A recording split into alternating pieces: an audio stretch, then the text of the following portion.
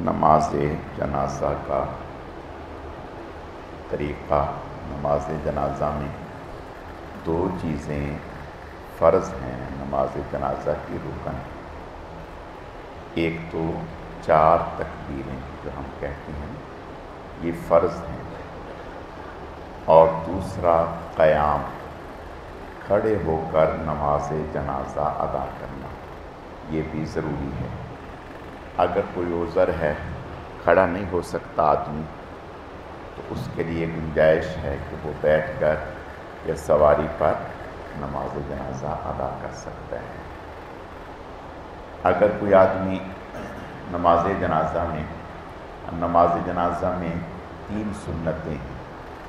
پہلی تکبیر کے بعد جو ہم ثنا پڑھتے ہیں، ایک تو یہ سنت ہے، اور دوسری تکبیر کے بعد درود شریف پڑھتے ہیں، یہ سنت ہے، اور تیسری تکبیر کے بعد جو میت کے لیے دعا پڑھتے ہیں، یہ بھی سنت ہے۔ نماز جنازہ میں اگر کوئی آدمی اس وقت شریک ہوا کہ امام 1 یا 2 تکبیریں کہہ چکا، تو اب وہ آتے کے ساتھ فوراً شامل نہ ہو، بلکہ امام کی تکبیر کا انتظار کریں۔ امام جب تکبیر کہے تو پھر وہ تکبیر کہہ کے شامل ہو جائے۔ اگر تو اس کو پتہ ہو کہ امام نے یہ تیسری تکبیر کہی ہے، تو پھر تو وہ وہی دعا پڑھے جو امام پڑھ رہا ہے۔ اور اگر اس کو پتہ نہ چلے کہ بھئی یہ دوسری تکبیر کہی ہے یا تیسری کہی ہے یا چوتھی کہی ہے، تو پھر وہ امام جب تکبیر کہے تو یہ تکبیر کہہ کر شروع سے دعائیں پڑھنا شروع کر دیں، یعنی سبحانک اللہم پہلے یہ پڑھ لے۔ اب جب امام نے، اگر کوئی آدمی 4 تکبیر امام نے کہہ دی، یعنی چوتھی تکبیر کہہ دی، اور یہ اب آیا، تو اب اگر جنازہ فوراً نہیں اٹھ رہا، تھوڑی دیر پڑا ہوا ہے، تو پھر یہ پہلی تکبیر کے بعد جو وہ دعائیں ہیں اسی ترتیب سے پڑھے جس ترتیب سے جنازہ پڑھا جاتا ہے۔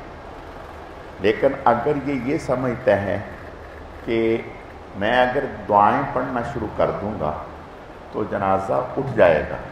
یعنی جنازہ لے جائیں گے، میرے بیچ میں رہ جائیں گی، تو پھر یہ دعائیں جو بیچ والی ہیں تو یہ چھوڑ دے، خالی اللہ اکبر اللہ اکبر اللہ اکبر یہ کہہ کر سلام پھیر دے۔ اور اگر اتنا وقت ہو کہ یہ دعائیں پڑھ سکتا ہے تو پھر دعائیں پڑھ لے۔ اور امام کے پیچھے ہم جب جنازہ پڑھتے ہیں تو اس وقت یہ دعائیں ہمیں پڑھنی ہیں ساتھ میں۔ لیکن اگر کوئی آدمی ایسا ہے کہ جسے میت کی دعا جو ہے اللہم اغفر لحینا و میتنا و شاہدنا و غائبنا یہ یاد نہ ہو، تو پھر وہ رب اغفر ہو رب اغفر ہو رب اغفر ہو یہ پڑھتا رہے، اے اللہ اس میت کی مغفرت فرما، اے اللہ اس میت کی مغفرت فرما، اے اللہ اس میت کی مغفرت فرما۔ اور یہ جو ہم جنازہ پڑھتے ہیں تو اس میں 1 قرات کا ثواب ہے، اور 1 قرات جو ہے احد پہاڑ کے برابر ہے۔ اب یہاں ایک مسئلہ اور بھی سماعت فرما لیں جو اکثر و بیشتر پیش آ جاتا ہے، وہ یہ کہ بھئی نماز جنازہ کون پڑھتا ہے؟ نماز جنازہ کون پڑھتا ہے؟ حکم یہ ہے کہ نماز جنازہ بادشاہ جو ہے وہ پڑھتا ہے۔ اگر وہ موجود نہیں تو اس کا نائب پڑھا۔ اگر وہ بھی موجود نہیں تو جو علاقے کا قاضی ہے، جج ہے، وہ پڑھا۔ اور یہی وجہ ہے کہ سیدنا صدیق اکبر رضی اللہ تعالیٰ کا جب انتقال ہوا تو حضرت کے صاحبزادے حافظ بھی تھے، عالم بھی تھے، صحابی رسول بھی تھے، وہ نہیں آگے میدان میں آئے کہ ابا کا جنازہ ہے، میں ولی ہوں، میں پڑھاؤں گا، نہیں، بلکہ حضرت عمر بن خطاب رضی اللہ تعالیٰ عنہ نے پڑھایا۔ جب حضرت عمر رضی اللہ تعالیٰ عنہ شہید ہوئے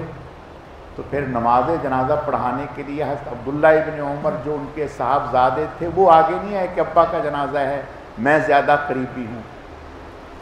دیکھو ایک بات سمجھو، ہم کہتے ہیں کہ بھئی جو درد بیٹے کو ہو سکتا ہے وہ کسی اور کو تو نہیں ہو سکتا، لہذا بیٹے کو نماز جنازہ پڑھانا چاہیے۔ تو ایک بات سمجھو، ابا کا آپریشن ہے، جو درد ابا کا بیٹے کو ہے وہ ڈاکٹر کو تو نہیں ہو سکتا، یا ہو سکتا ہے؟ نہیں ہو سکتا، تو پھر بیٹے کو ابا کا آپریشن کرنا چاہیے نا، کہ بیٹے کے ہاتھ میں چھری دے دیں اور اس کو کہیں کہ جو ابا کا درد تکلیف، ابا کے ساتھ ہمدردی خیر خواہی آپ کی ہے وہ ڈاکٹر کی ہو سکتی نہیں ہے، تو لہٰذا آج بسم اللہ پڑھ کے آج ابا کا آپ آپریشن کریں، نہیں، بلکہ اس وقت ہم یہ کہتے ہیں کہ جو اس فن کا امام ہے، جو اس کا اہل ہے، وہ وہ آپریشن کرے، بھلے ہمدردی اپنی جگہ، ابا سے پیار اپنی جگہ، تعلق اپنی جگہ، لیکن جو ہماری لائن نہیں ہے ہم اس کو کیسے اختیار کریں؟ بالکل اسی طرح سے اب جب نماز جنازہ پڑھانے کا وقت آتا ہے تو اس وقت بڑی ایک عجیب سی کیفیت ہوتی ہے کہ بیٹے کی داڑھی نہیں ہے، بیٹے کی داڑھی نہیں ہے، اور وہ کہہ رہا ہے میں ابا کی نماز جنازہ پڑھاؤں گا۔ تو ان سے کہتی ہیں کہ بھئی پھر ابا کا آپریشن بھی آپ کیا کرو، ڈاکٹر تو ادھر۔ کئی دفعہ ایسا ہوتا ہے، بات سمجھاتے ہیں تو الحمدللہ سمجھ میں آ جاتی ہے۔ تو حکم یہ ہے کہ اگر وہ بھی نہ ہو تو پھر جو محلے کا امام ہے وہ نماز جنازہ پڑھائے، اور اگر وہ بھی نہیں، اب محلے کا امام ہے اور ولی ہے یعنی بیٹا ہے، اب بیٹا جو ہے وہ عالم بھی ہے، متقی بھی ہے، تقوی والا بھی ہے، امام جو ہے وہ ہے امام لیکن عالم نہیں ہے، یعنی دینی معلومات کے حساب سے اور ان چیزوں کے اعتبار سے جو ہے وہ بیٹا زیادہ فائق ہے عالم سے جو محلے کا امام ہے، تو پھر علماء نے لکھا کہ اجازت ہے کہ وہ بیٹا پڑھا دے، لیکن امام ہمارے مفتی رشید احمد صاحب رحمت اللہ علیہ جو ناظم آباد میں ہوتے تھے، جن کے نام پر ادارہ بنا ہوا ہے جامعۃ الرشید، آپ لوگوں نے سنا ہو، جب حضرت کا انتقال کا وقت آیا تو حضرت نے وصیت فرمائی کہ میری نماز جنازہ، حالانکہ حضرت کے بیٹے عالم تھے اور بڑے فائق تھے اور بہت پڑھے لکھے تھے، یعنی دینی تعلیم بھی خوب تھی اور دنیاوی تعلیم بھی، بڑی بڑی ڈگریاں تھیں ان کے پاس، تو حضرت نے فرمایا کہ میری نماز جنازہ وہ پڑھائیں جس کے پیچھے زندگی بھر میں نے نمازیں پڑھی ہیں، جب زندگی میں نے اس کو اپنی نمازوں کے لیے اچھا بہترین پرہیزگار سمجھا تو نماز جنازہ کے لیے وہ اس اہل نہیں رہا۔ بات سمجھ میں آ رہی ہے کہ دیکھو بھئی، جس کو ہم یہ سمجھتے ہیں کہ زندگی میں یہ اس لائق ہے، یہ اس اہل ہے کہ یہ ہمیں نماز پڑھائے، تو جب وہ زندگی میں نماز پڑھانے کے لیے ہم اسی کو پسند کرتے ہیں تو پھر نماز جنازہ بھی اسی کو پڑھانے دیا جائے، اور یہی زیادہ بہتر ہے۔ اللہ تعالیٰ سمجھنے کی، عمل کرنے کی توفیق عطا فرمائے۔ الحمدللہ رب العالمین والعاقبۃ للمتقین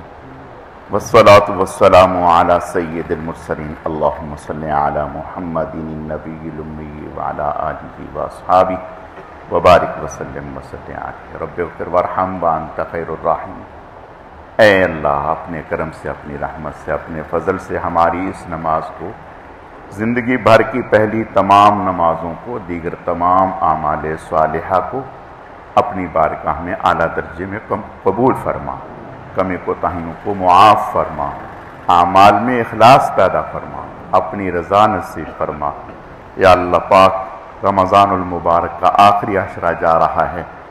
اور تاکراتیں چل رہی ہیں، اے اللہ اپنے کرم سے ہم سب کو لیلۃ القدر کی سعادتیں، برکتیں، رحمتیں نصیب فرما۔ اے اللہ اپنے کرم سے ہم سب کی مغفرت کے فیصلے فرما، ہم سب کی ہدایت کے فیصلے فرما، ہم سب کی نجات کے فیصلے فرما، ہم سب کے روزوں کو، ہم سب کی تراویح کو،